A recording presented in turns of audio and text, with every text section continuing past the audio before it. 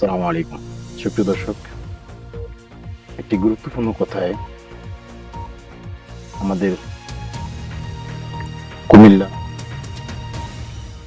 যে police super বর্তমানে আছে, পুলিশ সুপারের বক্তব্য আমরা ওটা আগে একটু শুনে আসি, কি বলছে উনি দেখুন।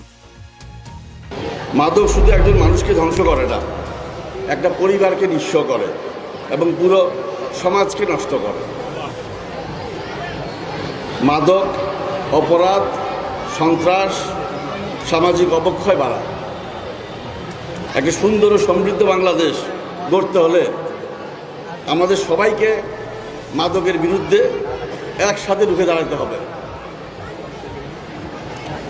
বিএনপি সরকার দায়িত্ব গ্রহণের পর থেকে মাদকের বিরুদ্ধে জিরো টলারেন্স অবস্থান নিয়েছে। শীঘ্রই মাদকের বিরুদ্ধে আমাদের সরকার কঠোরতম আইন প্রণয়ন করতে যাচ্ছে।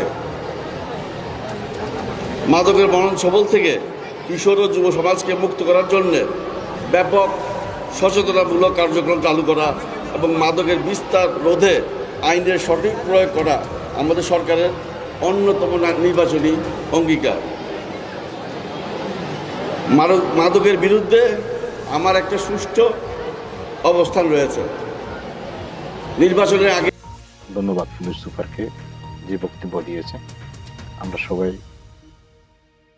মাদকের বিরোধিতা এবং এই মাদকের যারা গডফাদার আছে গোপনভাবে আমাদের সোর্সের মাধ্যমে আমরা এই তথ্যটা দেওয়ার জন্য সবাই সহযোগিতা করব। ধন্যবাদ সবাইকে।